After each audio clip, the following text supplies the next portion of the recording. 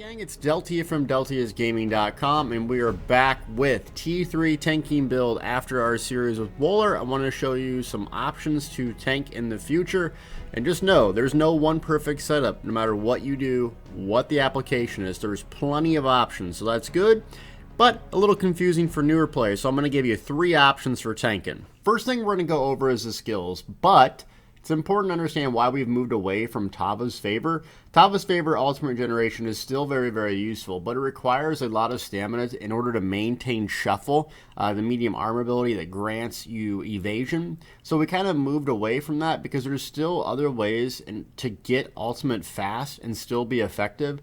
So in trials, usually 2 healers, 2 tanks will be running these Warhorns, and you don't need extra Warhorn regeneration. You don't need extra Ultimate regeneration to make that effective. So we went a different route. Now, regardless of what route I have, I've done a bunch of different things here. We got pretty much the same sort of skills. Unrelenting chains and bang. You're pulling in mobs and then taunting them. Something to understand that tanking in this game, there is no AoE taunt, right? So people have to understand that you can't taunt everything at once, but there's a couple options in order to get the mob's attention. So this is obviously one, and when you chain it right away and start doing damage to it, it's going to react towards you. There's a couple other ways, which I'm going to explain in a little bit. And shield, pierced armor, taunt, great debuff. The thing to realize with this is you're going to need to apply this on your primary target every 12 seconds, not 15. Taunt lasts 15, but the fracture breach does not. So every 12 seconds ideally. Like I said, you can't taunt everything in every single situation, but you need to focus on the priority target. So what's going to kill you or your group members, specifically the squishy DPS. E3, the Talons tank. Choking Talons, amazing skill. AoE, gives you a great synergy. A debuff, does magic damage.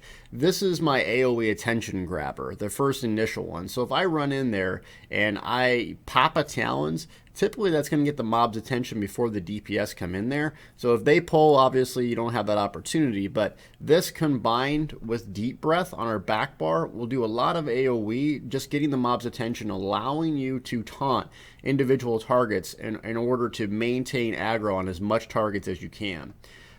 So the thing about Choking Talons is it's great in AoE, great in trash. However, if you're doing a boss fight like Rakat or something that doesn't have a whole lot of AoE mobs, this skill is pretty much useless on your bar. So something that I usually replace it with, depending on the situation, is Stalwart Guard.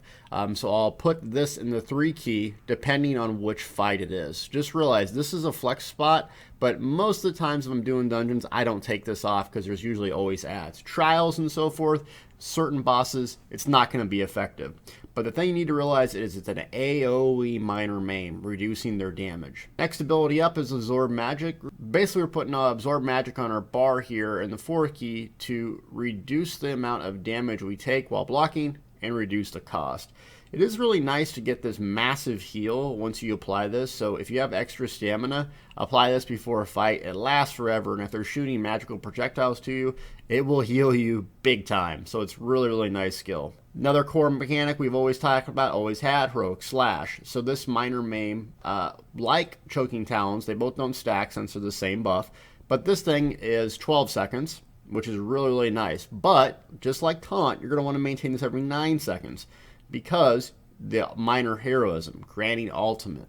So this combined with some other skills that we have passively for the Dragonknight is going to get us a Warhorn up when we need it in order to increase our group's damage. Alliance War, Assault, Aggressive Warhorn. Got nerfed big time, Major Force did anyways, but it's still useful. Increases your max stats for 30 seconds. Increase critical strike damage for 9.5. Really coordinated groups, like I said, healer tanks are going to be running this, trying to get that 10-second mark to continue that Major Force, continue being active. So as long as you're getting ultimate back really fast, using your buffs and your rotations properly, you can average 40 seconds to a minute getting this up. This is still very useful in group play. So dungeons, Dragonstar Arena, it's still very useful to use this. It really shines in a trial, but it makes your DPS so much stronger. So I've seen a lot of tanks running weird ultimates, like they're doing, Take Flight or something in a dungeon. They're doing Dragonknight Standard. you can do those things, but you know, your 10, 15,000 damage, you're going to be outweighed significantly when you're pumping up the DPS and they're doing 100,000 more damage over 30 seconds. So just realize tanking is not about your DPS meter. It's about optimizing other people. So if you like that role, play a tank. If you don't, this is not for you because your DPS meter isn't going to shine. But it's your raid, your group's DPS meter that will if you use this skill. Hardened armor got a buff, so it gives you a shield, and it gives us our major resistances. So that's really, really important. The shield is really nice, and I stack a lot in the Bastion just so I can get big shields for group utility. And it lasts 20 seconds, and there's plenty of other little passives that come with it. So increase your healing received by 12% when a Draconic power ability is active. Remember, this is not a major or minor buff, so this stacks with major and or minor mending. Green Dragon's Blood, Vitality, so you can have a lot of amplifications to your healing received. And this is just one of them that we use. This is a must-have. Now, there is a set called Mighty Chuden that you can wear as a 2-piece helm that will actually give you this buff at all times. So there's an option to do that if you want less rotation heavy stuff. But really, this is pretty much the one buff you're going to want to maintain, priority number 1. So it's not that hard. Next ability up from Undaunted is Inner Range. It's our range taunt. What I like to do is have 1 on each bar, and I like to have the option. So 1 stamina here, and then 1 magicka here. So that's what's worked for me in the past, is being able to, oh, I'm out of stamina, I have to block, I have to save that for blocking. Okay, well, I'm going to use my range taunt here to stock up on stamina. Last ability up is kind of a flex spot, and I like Deep Breath. So it's an AoE attention getter, and you're not using this for damage or healing, really. You're using this as an AoE interrupt. So sometimes you can't turn, sometimes you can't get around fast enough. Sometimes there was 3 mobs casting at once, specifically like those little Lamias. So what this does is an 8-meter radius, and that's significantly big. It interrupts them. Sometimes in Vet Ma, the twins fight, you're going to have tons and tons of interrupts. This is so useful for that. So another thing is, you're out of stamina, you can't bash, you can use Deep Breath. It's an incredibly good skill. So you have 2 sources of taunt, magic, stamina. You have 2 sources to interrupt, magic and stamina. So you have flexibility in your resource management with this skill. Just like some of the other skills, this is flexible, right? So if you're doing a hard mode fight, like hard mode Rakad or something like that, and really you're only bashing 2 things, the Hulk and the boss, this is probably not going to be good for you. So once again, you're going to probably want to double slot Stalwart Guard, depending. This can really save you unless someone else is guarding you. So this can really save your group. So you're guarding a healer, giving that minor force, or you're guarding a DPS, giving that minor force. Super useful skill. Plus some of this procs different things like our Bloodspawn or Lord Warden. So taking damage is actually a good thing. But typically dungeons, I'm leaving the sucker on. Igneous Shields, one of the most powerful abilities in the game, period, bar none. Damage shield, bigger on you, major mending while the damage shield is up. So it's incredible. The real reason we're using this constantly is to shield ourselves and our allies, give us major mending, and then also giving us minor weapon damage and ultimate. Every 6 seconds, you're generating 3 extra ultimate from using this. So you constantly want to be casting shields. If your buffs are up and there's nothing else going on, cast Igneous Shield once every 6 seconds just to gain that extra ultimate. It's really important. Something that I learned from Wooler is Echoing Vigor and Resolving Vigor stack. And as a tank, you know, like he says, it's not about healing yourself, it's about healing others, believe it or not. And this extra range, 15 meters, makes it really, really useful to heal you and your group, giving that off heal, that burst off heal. And it stacks with Resolving. So if you have 2 people running it, like let's say the tanks, that can actually add up to quite a lot of healing per second in a trial or even a dungeon. So the key to using this is hitting your Igneous Shields first, obviously shield your people, but major mending. Then clicking Echoing Vigor. That's going to give you a nice big burst heal. And then an oh crap button, Magma Shell. Basically you can't die for almost 11 seconds unless you really do something crazy. 200 ultimate. Well, the way I really use this is once like everything's going wrong and people are standing in red, they're dying, you know, everyone's getting frustrated, I will pop a Magma Shell in an oh crap moment because number 1, it gives allies a huge shield as well, and Bastion will pump this up even more. Number two, I'm basically not going to die, right? So what I'd use this for is I pop it, put an Igneous Shield up, and then I got a huge damage shield, maybe even hardened armor too. So it's just a huge damage shield. And then I position myself where I can get a res, specifically on a healer. So if someone's down, healer, DPS, and we're just going down, I position myself so I cannot get interrupted. Sometimes I even use immovability potions too. So I'm going to show you these suckers. Right here. Movability potions, so I can't be knocked down or disabled. So essentially, as long as there's not a one-shot mechanic, and I have this up, I'm going to get a res off. I've saved tons and tons of group wipes from that specific ability. It takes a while to kind of understand when this would be used and how to use it, but you can save a lot of wipes just because of this magma shell. So it's an incredible ability. That's our skills, very similar to kind of what we've always ran, but what's not similar is the gear. So let's kind of get into this and explain this in depth. Okay, so the gear. I have a bunch of different loadouts here. Now, what I'm wearing right now is BIS, or best in slot, you know, what a lot of tanks are wearing. It was hard to get this since I don't do a lot of trials, so I don't have best in slot possible. So if you were to run this set, let me show you what it is. It is Alkosh and Eben. So Alkosh is actually a medium armor DPS set. The ideal way to run this would be on your jewelry, sword and shield. You're going to have to do a lot of trials to get those sword and shields, hopefully. So I don't have access to that. So what I did is I went and farmed the Eben gear out of Crypt of Hearts, which took forever to do. But I finally got my sword and shields, so it doesn't turn on and off. So they're both on the back bar. That was fixed. So I got the 5 and 5 setup with Bloodspawn. So this is ideal because all those synergies, if you read the physical damage, but it's reducing physical and spell resistance of the mob. And some of these things a stack. So you can get 3 or 4 debuffs on these suckers. And it's a decent amount of damage, but really it's that debuff because you are debuffing the mob so other players can do more damage. 3,000 resistance is a lot. Combine that with our taunt, combine that with maybe a Stamplar using Power of the Light, these suckers don't have any resistance left, especially if you're using an Infused Crusher enchant. So your DPS is going to skyrocket as a group, not yours individually necessarily, but the groups. Now, synergies that you need to be active and looking at. You always need to be hitting synergies because they're just free resources. So if you look in here, I forget what tree it is, Synergizer grants 2 ultimate anytime you activate a synergy in combat. Okay, well, we use ultimate and we have Battle Roar, which gives us back resources every time we use an ultimate. So that's essentially resources right there, right? Undaunted, Command, activating a synergy source 4%. That's a lot. Look at that.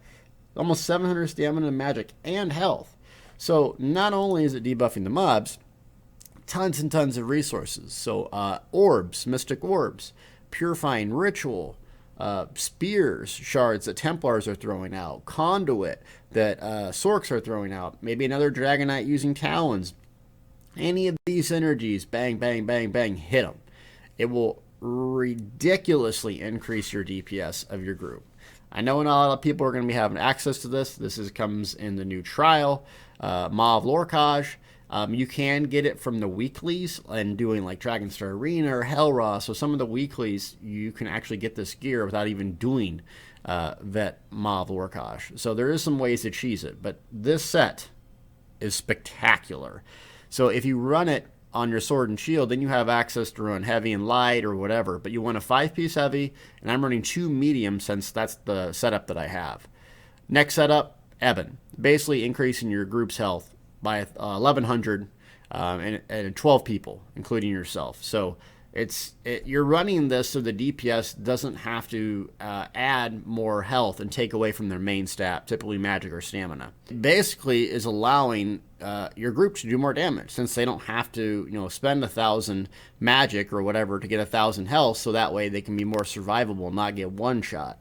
So your entire setup is really just optimization, optimizing your group's DPS. Why do we run Bloodspawn? We run Bloodspawn primarily to boost our ultimate regeneration.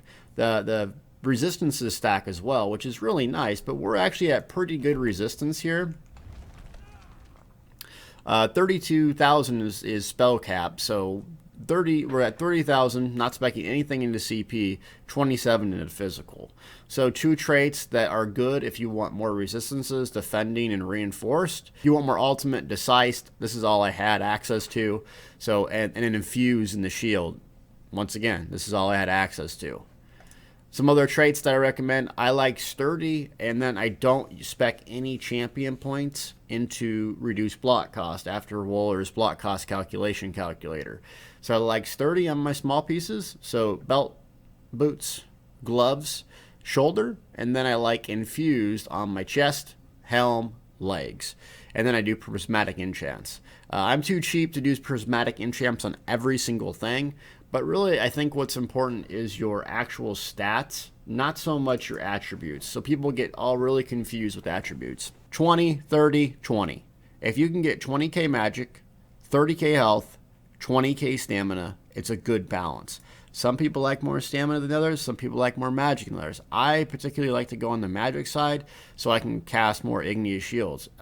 My race is a Nord, so I have a lot more stamina. So that's why I spec more into magic. When I say spec, I'm talking about my attributes. 34, 30. This will be different for every single player. So depending on your gear, your prismatic enchants, are you max CP, etc. Number 1, get to 30k health. Number 2, get to around 20k stamina, I would say the best, and then dump the rest into magic. Mundus Stone, you have a bunch of different options here. So Atronach is pretty much okay. I mean, you can see I really have nothing. You can do the ritual to actually have a lot more healing, making them vigorous more strong. You can even do more resistances, but typically I just go with the Atronach to help out my casting. So tri-stat food, no brainer. So we get all the juicy stats here. And then right here you can go reduce block cost. Now I don't really have any problem with running out of stamina blocking tons and tons of enemies. So I like reduce magic cost or magic regeneration. I'm actually testing out 2 different sets to see what's better, just depending on how frequently I cast. So I'm kind of leaning towards magic regeneration over reduced cost, and I just stack the crap out of it. And the reason I'm doing that is because I don't have any light armor to offset reduced cost, since I'm using 2 medium. Optimally, if I was to do this, I would have 5 heavy, 1 medium, 1 light, and that would be my main tank setup. So this is kind of what you would use in a trial or group if you had really, really strong goals like doing Dragonstar Arena. Not everyone's going to have access to that, so what would be good for starter tank? Well, I'm still going to use the same skill setup, but what I would use for a starter tank is Hisbark. Hisbark is incredibly tanky. It's really good on your resources, and it's just a basic, strong, tanky set. When I say tanky, what I'm talking about is you're getting that major evasion, so you're going to avoid damage, and you don't have to spend stamina to get it. Also, the 2 and 4 pieces are really, really strong. Health recovery is actually pretty good. Physical resistance, max health. And you want infused and sturdy, just like the same old thing. Another underrated set is Bahara's Curse. So what this does is you do damage like Deep Breath, Choking Talons, Rogue Slash, whatever, and it just pumps the crap out of your healing received. So this is something that's really, really tanky, but this Bahara's Curse is not so easy to get since it drops in Hugh's Bane. This can be crafted, and I think it's 4 traits, so it's really, really easy to get. So Bahara's Curse, I love it for just super, super tankiness, but not a lot of people are going to have access to it. 2, 3, and 4 piece, you can see, just max stats. So we have a decent amount of max stats, allowing us to cast more, heal more, and so forth. I still go with Bloodspawn, just so I can have some ultimate regeneration, and the resources on this particular build, it should be really, really strong. So if you're just starting out tanking, you don't have access to all the gear, I would say your main go-to is Hisbark. And if you don't have any Bloodspawn, nothing, whatever, 5-piece heavy Hisbark, 2 light is your best bet. Now, if you don't have access to Bahara's Curse, because it kind of is a pain in the butt to get, Dragon Guard is another really good set. Reducing the ultimate cost, the 2 through 4 piece is really good, tanky, and gives you that magic recovery. So there's this little Bone Lord's Annihilator weapon. It's really easy to get. It cost me 2,000 gold. So you can get this set in Eastmarch, or you can get it from a guild trader. So the no-brainer set would be either Bahara's Curse or Dragon Guard, those are overland, so you can get these at any level. Hisbark, you can get this at any level. And then if you had 2 pieces here, you could just go with a crafted set that gives you like physical resistance. Armor Master is something that you can run for ridiculous mitigation, but truthfully you don't need ridiculous mitigation to be survivable in this game. There's only a very few fights, very few bosses where that is really beneficial to have 32,000 resistance. Believe me, it's not as important as it had been in the past. So your goal is to find that threshold where you can maintain your survivability, get the mechanics, be effective with casting abilities, maintaining control on the mobs, doing your debuffs. Once you've reached that level, then you start upgrading your gear and progressing into more group utility based stuff. So something in between both of those, and this looks ugly, I haven't dyed it yet, so don't make fun of me, is an off tank. So what an off tank is essentially you have a main tank in a trial, an off tank. Main tank is going to take the boss, the primary damage dealer. It's going to win over heavy, you know, they're going to be on Rakat. This off tank is someone that's going to be able to do buffs, maybe a little bit of damage, and then be able to tank the boss if the main tank goes down or there's another semi-medium boss that comes up. So, you know, something like Sanctum Ophidia or that Maw Lorcash. This is what you would need, is an off tank. So 2 good sets to run. Powerful Assault. This hits up to 4 people when you cast an Assault ability. So Assault ability, guess what that is? Our Vigor. So Echoing Vigor will proc this, adding more damage to you and your group. Now you can actually run Powerful Assault and Alkash, which is a really, really strong setup. But I don't have Sword and Board of that, nor do I have Sword and Board of Powerful Assault. The good thing about Powerful Assault now is that you can buy bags and you can get the jewelry. So you can actually get jewelry of Powerful Assault. You can even get it gold. You can get different traits like Infused and Sturdy and Sword and Shield. So it opens up a lot more options to make this useful in PvE. It's a great PvP set as well. The downside is it's medium armor. So if you're going to run the Powerful Assault Alkash setup, there's no way to get away running 5 medium armor. And that's where the problem is for most tanks. The reason why medium armor, you can use it, but it's not going to be as effective as heavy, primarily in resource generation. So if you have 5 heavy on, Constitution is giving you magic and stamina back when you get hit. Where medium armor doesn't have any such thing like that. It has reduced cost and stamina generation. That's great. You're blocking, you're not getting any stamina generation. So really, your only resource is stam reduction in cost. So I do not recommend this tanking setup for most inexperienced players to run the 5 Alkash, 5 Powerful Assault, because you can't get away from it. So a good in-between, Powerful Assault, Dragon Guard. So you can run 5 heavy Dragon Guard, you can run 5 Powerful Assault now, and still be in 5 heavy. So it's a good medium in-between setup where you're not going to be super squishy, you're going to have better resource generation, you're going to have group utility through the wazoo, and you're not going to get nuked if someone goes down. There's so many options in the 2-piece helm set category nowadays. Lord Warden, really good for group utility and a big AoE. This physical resistance stacks with your stuff that you're already using, and it's good for everyone else in the group, though it's not going to always hit everyone. If you wanted to go more healer route, what you could do is do one of 2. Sentinel here, I haven't done it yet. The problem with this is most DPS are magic nowadays, since stamina really took a hit. This isn't going to be very effective for your group, mainly just for you. So Sentinel, haven't really messed with it too much. Troll King, I've used it constantly since day 1 for PvP, but it's fantastic in PvE, and that health recovery is great. Plus the 1-piece, add your healing, making those vigor stronger. An ultra ridiculously tanky setup is Pirate Skeleton. So if you don't think you're survivable enough in the medium armor, you could always throw this on and be insanely tanky with major protection. I would start moving away from Tava's favor into some of these other sets. Dragon, Alkash, Ebony, something like this. And if you're just starting out, use the Hisbark setup. It's really effective for beginning tanks. So what do I use for champion points? My champion points are set up assuming that I'm going to run heavy armor. So you'll notice after learning about Woller's reduced block cost, I don't have any points on this because I run the sturdy trait on 4 things. And then infuse on 4 would be including my shield. That's the optimal setup that I run. Over here in the reduced cost, Magician, I do a lot of reduced magic costs since I don't have light armor to offset those values.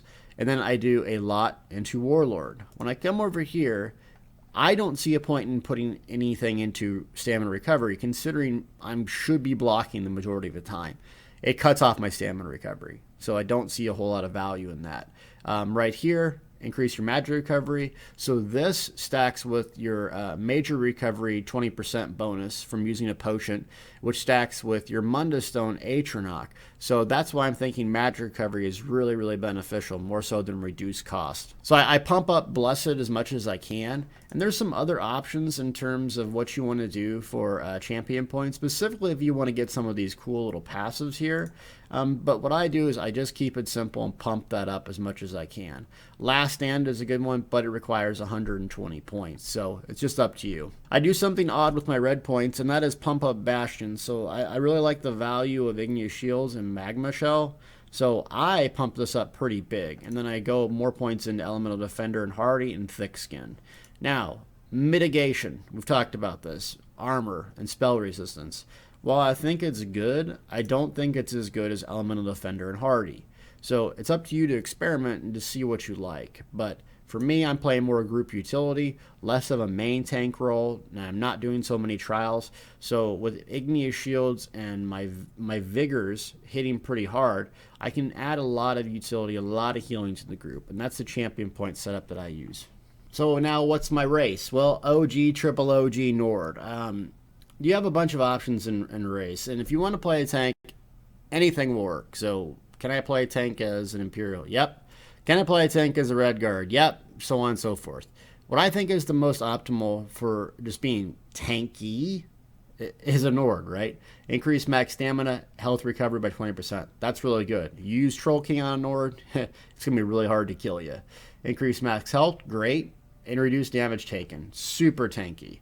Another good option is, guess what? Argonian. Increase your healing received, healing done, max health, max magic, and some resistances. So Nord and Argonian are really, really good. I think Argonian's good for resource generation, and Nord's really strong for just being super tanky. Otherwise, anything will work. I've done an Orc, loved it. Done an Imperial, it was great. But I would pick between a Nord and Argonian. And so, you got to go Nord. Lastly, leveling up as a tank. I would not do it. It's going to take forever to kill stuff. Your leveling experience is going to be slow and painful. What you want to do if you're starting out as a tank, right? And you can level however way you want, but I'm just telling you the fastest way to do it. I would just spec into stamina DPS. So I would use dual wield, I would use bow, and I would morph this into Bloodthirst. Priority number 1. Then you have a massive self-heal for solo play. Then I would get this ability. I would do Blood Craze. And then, since I know I want to play a tank at endgame, what I would do is get these abilities and start putting them on my dual wield bar. Because you level up skill lines based on how much XP each skill on your bar is. So you can go through the entire game with one-handed sword and shield leveling these skills up and never even equip one. So that way when you reach endgame, you didn't struggle to kill mobs, but your sword and board skill lines completely leveled up. That's the way to level as a tank. And then convert your build back over to a main tank or off tank or however you want to do it. So it's just not a super big pain to kill all this stuff. Lastly, my PvP hybrid that received a lot of praise, one of my favorite builds, one of my best builds really, Knight Errant 7th Legion. This setup still really works. It works great in duels, open field. Tremor scale is still worth using for PvP. It doesn't crit, but it's really the free damage that it gets and then the snare that it does. So I still run that setup, and if you like the build, still run it. I really think Knights Errant 7th Legion is ridiculous strong. And if you haven't seen 7th Legion, a lot of people are coming around to how powerful it is. When you take damage, weapon damage, and healing. This thing can happen over and over and over. and it has health recovery, really good on a Nord. So Knights Errant 7th Legion for the hybrid build, still really effective. And if you want to be ultra tanky, swap in Troll King for Tremor Scale, and it'll be very hard to kill you. That's a build. You can see my house is starting to come along, right? I got these little busts, got my little Imp throne. I'm starting to play a little bit more, so sorry it took so long to get this out to you. I will do my best to get out the other builds, but ultimately I'm taking my time, and I just don't have the time to go get all the gear, to play a billion different builds and get good at them. I just don't have the time. So what I'm going to do is focus on the things that I like the most, the things that I'm best at, and the knowledge that I can share with you. That being said, I will be sharing other people's information that I can, like Wohlers or anyone that has good builds, good information out to you. Check my Twitter, all these feeds, because I just don't have the time to do it anymore. And as long as y'all can enjoy your game, get information, that's what's important. So thank you so much for watching, and more builds to come.